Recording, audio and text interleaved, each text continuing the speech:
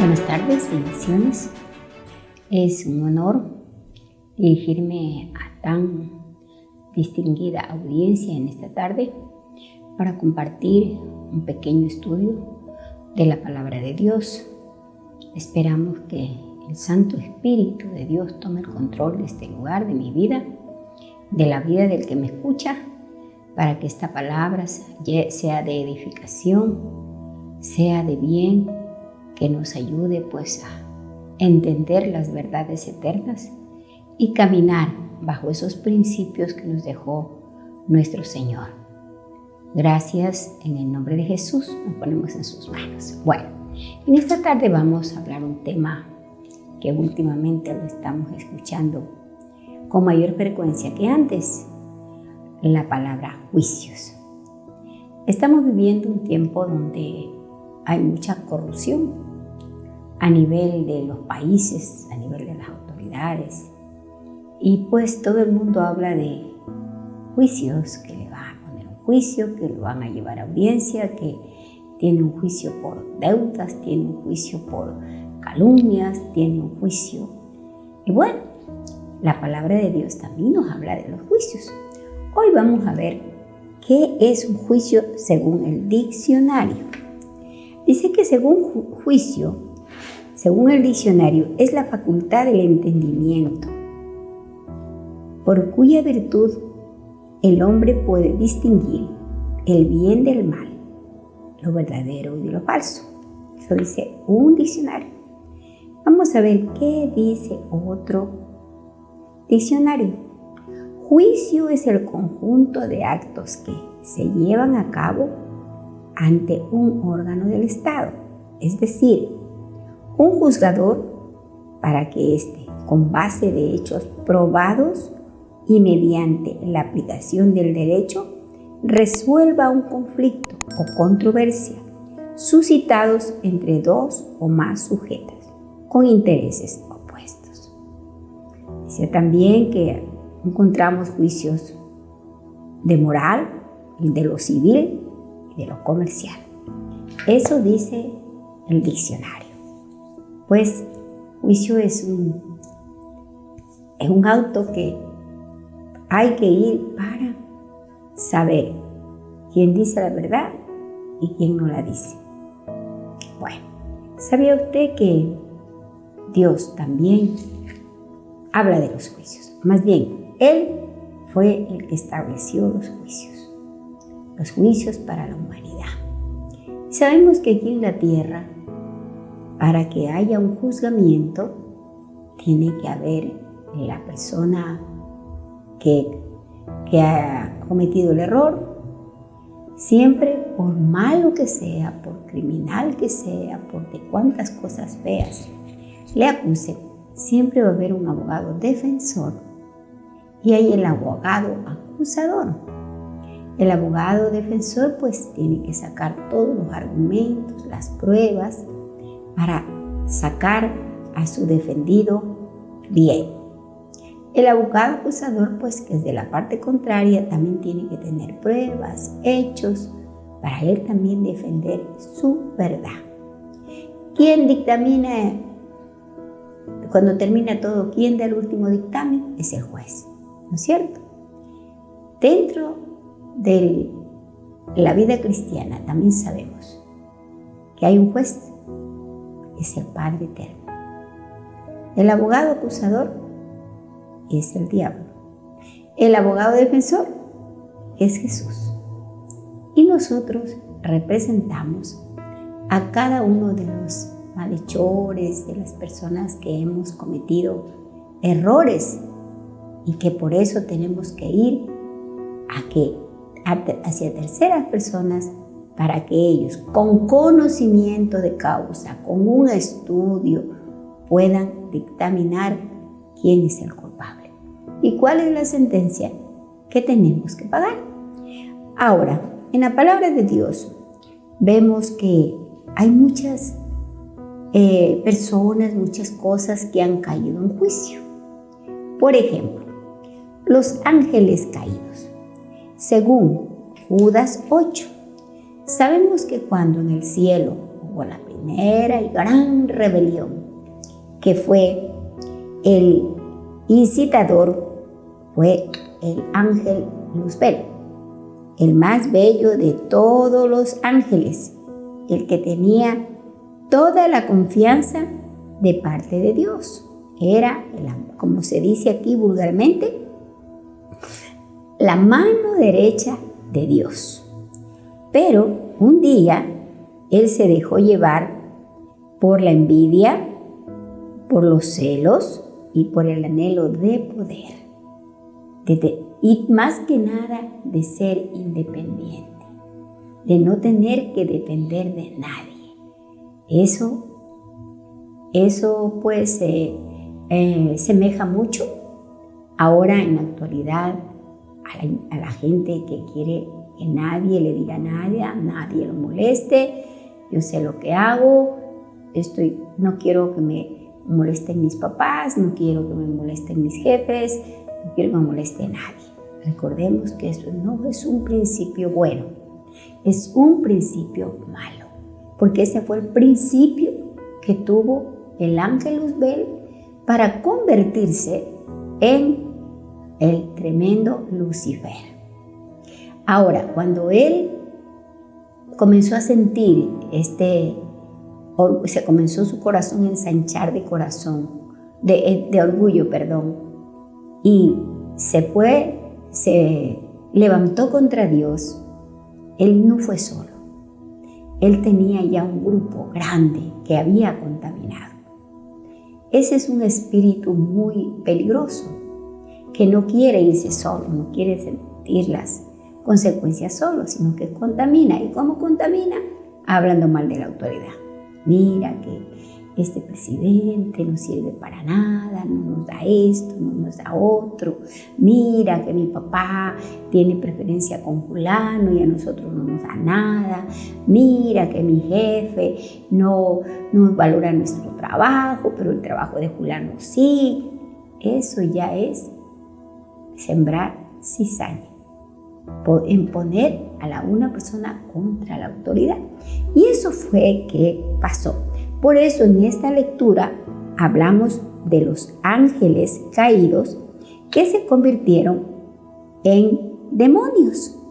Y vamos a ver, en el versículo 8 dice así: de la misma manera, estos individuos, que pretenden tener autoridad por lo que reciben en sueños, llevan una vida inmoral, desafían a la autoridad y se burlan de los seres sobrenaturales.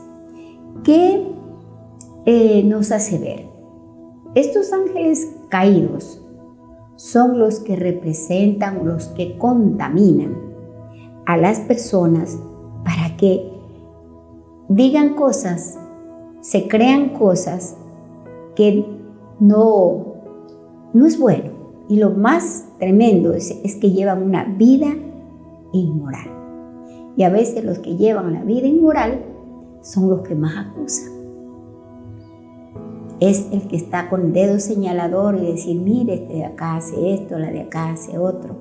Pero es porque hay algo por dentro. Esto es el problema y esta es la manera de actuar de los ángeles caídos. Y también dice que desafían a la autoridad y se burlan de los seres sobrenaturales. A esos ángeles caídos tiene que venirles un día un gran juicio para juzgar sus malas actitudes. También vamos a ver por qué muchas veces vienen los juicios. Vamos a leer en 2 de Corintios 5:10. 2 de Corintios 5:10. Vamos a ver qué nos dice. 5 versículo 10. Dice así: pues todos tendremos que estar delante de Cristo para ser juzgados. Miren lo que dice Pablo. Todos tenemos que estar delante de Cristo para ser juzgados. Cuando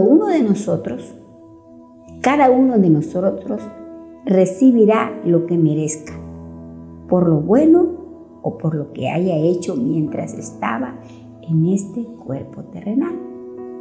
Dice Pablo, enseña a la iglesia de Corintios, que todos, aún los creyentes, los conocedores de la palabra, un día tenemos que presentarnos ante el juicio de Dios.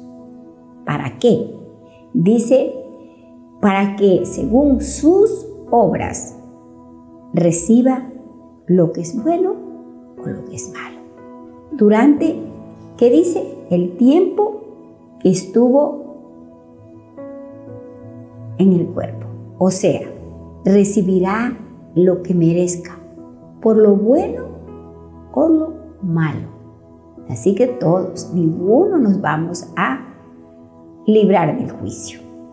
Vamos a ver otra parte de la palabra. Aquí dice que seremos juzgados por las obras, ¿no?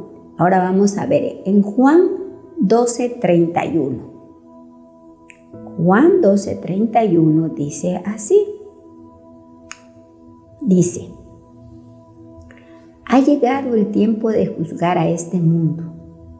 Cuando Satanás, quien gobierna este mundo, será expulsado. Mire, va a ser juzgado los creyentes, van a ser juzgados los ángeles caídos y va a ser juzgado el mundo en general.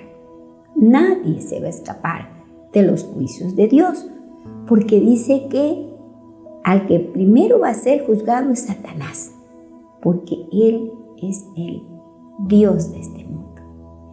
¿Cómo pudiera explicarlo esto? Él es el Dios de la moda, Él es el Dios de los artes, Él es el Dios de las riquezas, Él es el Dios del narcotráfico, de todo dinero ilícito. Él es el Dios. Él es el que incita a las personas. Él es el que motiva, pone la avaricia, ese deseo insaciable de tener más y tener más, ese deseo que nunca se sacia. ¿Quién lo pone? Pero dice la palabra que Él también va a ser juzgado. Él no se va a escapar del juicio de Dios, porque Él es un ser creado por Dios. Dios nadie lo creó, pero a Él sí fue creado. Ahora veamos también, ¿quién más va a ser juzgado? Dios juzgará también a todas las naciones, a todas las potencias mundiales. Tengan lo que tengan todos los imperios, todas las riquezas, todo el poder, también tiene que ser juzgado delante de Dios. No se va a escapar. Ya le digo, por mucha fama, por mucho armamento, por mucho poder, no se va a escapar del juicio de Dios. Vamos a ver también en Apocalipsis 20:12. A ver, Apocalipsis 20:12. Vamos a ver qué dice Apocalipsis, el último libro de la Biblia. 20:12. Dice así. Dice Juan, ¿no? Vi a los muertos, tan grandes como pequeños, de pies delante del trono de Dios. Los libros fueron abiertos, entre ellos el libro de la vida. A los muertos se les juzgó de acuerdo a las cosas que habían hecho, según lo que estaba escrito en los libros. El mar entregó sus muertes, y la muerte y la tumba también entregaron sus muertos, y todos fueron juzgados según lo que habían hecho. Mire, qué tremendo. Uno cree que, bueno, pues me muero y se acaba todo. No. La palabra no nos dice eso. Por eso es tan importante leerla, escudriñarla, estudiarla, pedir la revelación por el Espíritu Santo. ¿Qué nos quiere decir? Para que no caigamos como insensatos, sin conocimiento. ¿Por qué? Porque nosotros no hemos querido, no le hemos dado ese tiempo nos hemos educado, hemos estudiado libros y libros de ciencia, de descubrimientos, de cosas, vida de otras personas, de los antepasados, la historia de los pueblos, cómo se formó América, la independencia, cuántas cosas. Pero nunca hemos leído lo real, lo que pasó y lo que va a pasar, lo que dice la palabra. Cielo y tierra pasará, mas mi palabra, dice el Señor, no pasará. Y nosotros, como le digo, le damos prioridad a muchas cosas, menos a la palabra de Dios. Cuando en la palabra de Dios está todo lo que sucede, lo que sucedió y lo que va a suceder. Nosotros, nadie podrá decir, yo nunca lo supe, porque ahora se está predicando la palabra por todos los medios digitales, por las redes sociales, y todo el mundo, así sea en el campo, en el lugar más escondido, tiene un teléfono y le llega la palabra. Ese es el propósito, para que nadie tenga excusa un día y diga, bueno, yo no supe, a mí no me dijeron. No, Dios mismo se ha encargado. Él fue que tuvo la idea de las redes sociales. No fueron los grandes inventores de esta vida que se jactan, ¿no? Las verdaderas ideas, las revelaciones vienen de Dios, vienen del cielo. Y como dice aquí, mire, dice el apóstol Juan, porque nos está hablando del juicio final. Recordemos que no va a haber un solo juicio. Hay muchos juicios. Usted sabe que ahora, cuando una persona cae en algún problema legal, no le dan la sentencia el mismo día. Hay una audiencia, hay otra audiencia. ¿Para qué son las audiencias? Las audiencias son oportunidades para ver si el abogado defensor ha encontrado los argumentos válidos para comprobar la inocencia de la persona. O, de lo contrario, el abogado acusador también tiene todas las pruebas para que su defendido tenga pues la libertad. Entonces no es un solo juicio, hay muchos juicios. Por eso muchas veces la gente no cree, porque cree que esto es fábula, que esto es historia. Pero mire cómo Dios nos permite ver en el diario vivir cómo hay los juicios. Qué pena ahora a dónde ha llegado la corrupción, que ya los juicios vienen a ser un simulacro, algo que no es real, porque con dolor uno tiene que decirlo, que ya la gente dice, hay que comprar al juez. ¿Cuánto hay para sacar al preso? ¿Por qué hay que pagar al juez? Hay que pagar al juez, hay que pagar al fiscal, hay que pagar a los testigos, hay que pagar al secretario, hay que pagar al abogado que nos está acusando. Todo el mundo saca tajada, pero eso no se llama justicia. Eso se llama injusticia. Eso no estableció Dios. Dios estableció la verdadera justicia. Pero qué pena que estamos viviendo una terrible injusticia. Aquí nos dice, vi a los muertos, tanto grandes como pequeños, delante del trono de Dios. Nadie se va a escapar. Nadie. Los libros fueron abiertos. O sea, en el cielo, el Padre Eterno tiene muchos libros, porque aquí no está hablando de un libro, aquí está hablando de libros. Todo está escrito, todo está grabado para que nadie diga, yo no fui, fue fulano, yo no estaba ahí. Como vuelvo a topar la justicia terrenal, he oído con mucha pena que dicen los abogados, no hay problema, a esta persona que sabemos que es culpable, que sabemos que cometió un error, la vamos a defender. Es tranquilo, es tan fácil. Le cortamos el cabello, le ponemos un bigotito, le ponemos una gorrita y ya no es el mismo. ¡Qué dolor! ¡Qué cosas tan terribles!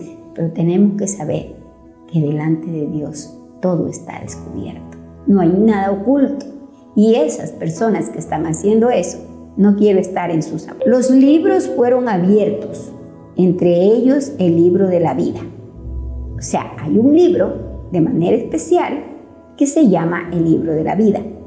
A los muertos se les juzgó de acuerdo a las cosas que habían hecho según lo que estaba escrito en el libro.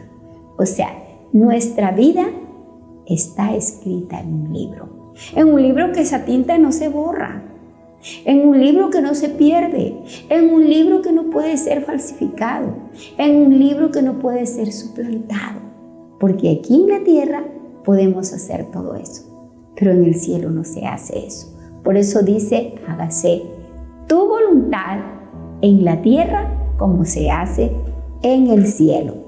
Entonces, imagínense, aquí, este juicio es el juicio final. Nadie se escapa, ni convertidos ni inconversos. Todos vamos a tener que llegar un día al juicio de parte de Dios. Y por último, vamos a leer 1 Corintios 11:31. Si nos examináramos a nosotros mismos, Dios nos juzgará de esa manera. A ver cómo dice. Si nos examináramos a nosotros mismos, Dios nos juzgará de esa manera. ¿Por qué nos dice la palabra así? Porque nosotros somos buenos para juzgar a otro. Como dice Jesús en uno de sus evangelios. Mira la paja no mires la paja que tiene tu hermano. Paja es algo pequeño. Mira la viga que tienes tú en tu ojo. Pero nuestra humanidad es tan, ¿cómo le puedo decir?, tan débil, que juzga a los demás y no se ve uno mismo. Por eso aquí nos dice que si nos examináramos nosotros mismos, no tuviéramos necesidad de que nadie nos examine. Pero lo malo nuestro, no le digo, es que Dios nos va a juzgar de esa manera. Nos va a decir, por tus propias palabras te juzgo. Eso dice la palabra, Jesús lo dijo. Por tus propias palabras te juzgo. Por eso es que hay que tener tanto cuidado con la boca, porque nosotros mismos nos enlazamos. No tenemos dominio propio, ni como dice Santiago, que si el hombre puede dominar su lengua, puede dominar su vida. Así que vamos a ser juzgados por nuestras propias palabras, por lo que hemos dicho, por lo que hemos expresado, por lo que hemos hablado de los demás. Y por último, vamos a leer que, como le decía, nadie se va a escapar de los juicios de Dios. Vamos a leer Ezequiel 20:37. ¿Quién más va a ser juzgado? Ezequiel. Vamos, Ezequiel 20. A ver, 20. Ay, ¿qué pasó? Bueno, Ezequiel 20:37. Vamos a buscar, que se me perdió por acá. Ya lo encuentro. 37. Muy bien. Dice la palabra de Dios así. ¿A quién va a juzgar el Señor? 36:37. Te examinaré, dice, cuidadosamente y te obligaré a cumplir las condiciones del pacto. ¿Sabe a quién se está refiriendo? Se está refiriendo a su pueblo amado, Israel. Al pueblo que Él escogió en esta tierra. Al pueblo que le entregó los pactos. Al pueblo que le entregó los mandamientos. Ellos tampoco se van a escapar. a pesar de ser su pueblo escogido, su pueblo amado, como pecaron, como abandonaron el pacto, también van a entrar en los juicios de Dios. O sea, nadie se va a escapar. Por eso es que nosotros tenemos que tener siempre ese cuidado. Como leímos, vamos a volver a leer, se me había perdido, 1 Corintios 11:31, quiero terminar con eso. 1 Corintios 11:31, vamos a ver qué nos faltó escudriñar de esa palabra. 11:31, muy bien, dice así. Ahí nos habla, ¿no?, de nosotros mismos. ¿Qué significa esto? Dice que nosotros mismos, ¿de quién está hablando? Si nos examináramos a nosotros mismos, Dios nos juzgará de esa manera. Sin embargo, cuando el Señor nos juzga, nos está disciplinando para que no seamos condenados juntos con el mundo. ¿De quién está hablando?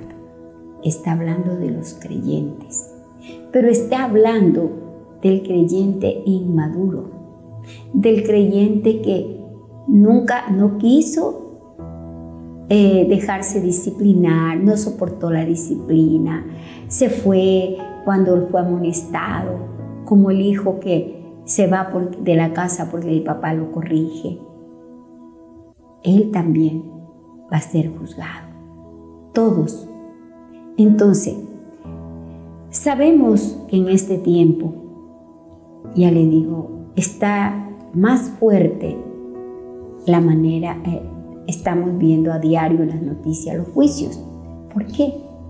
Porque los juicios de Dios también están a la puerta. Y lo que estamos viviendo, sí estamos viviendo juicios. La pandemia fue un juicio. Un juicio para ver dónde estábamos parados, dónde teníamos nuestra fe. ¿Estábamos cimentados? Los que no estuvieron se fueron y dijeron: no tengo por qué, quiero hacer mi vida, no quiero que nadie me moleste, no quiero que nadie me corrija, hago mi vida a mi manera. Por eso vienen los juicios, por nuestro pecado. Y cuando vienen los juicios de Dios, sufren hasta los inocentes, como que los animales, la tierra, porque por la causa de nuestro pecado. Por eso, qué bueno sería que nosotros todos los días dijéramos la oración que dijo David: examíname. No que yo me examine, porque yo me voy a ver lo bueno, di que no. Pero si Dios me examina, si el Espíritu Santo me examina, Él me va a hacer ver dónde estoy fallando, qué debo dejar de hacer o qué tengo que hacer para agradar a Dios y para evitarme esos juicios. ¿Sí? Pero lo malo es eso, ¿no? Lo malo es que nosotros, aún para cuando oramos, nos acercamos, como dice la palabra, como justos, como que no hemos hecho nada, que solamente queremos pedir el favor de Dios, pero nunca le pedimos, como le decía el gran rey David: examíname, tú me examinas, quiero que tú seas el que me digas qué cosas tengo que hacer. Y yo le invito que esa oración la cojamos como nuestra y le digamos: examíname, Señor, hazme ver mis fallas, hazme ver cómo ofendo tu nombre, porque ya le digo, nosotros mismos no la podemos ver, pero el Señor sí la ve. Bueno, en esta tarde yo les agradezco y bendigo sus vidas y espero que esta palabra haya caído en buena tierra y dé fruto deseado. Bendiciones.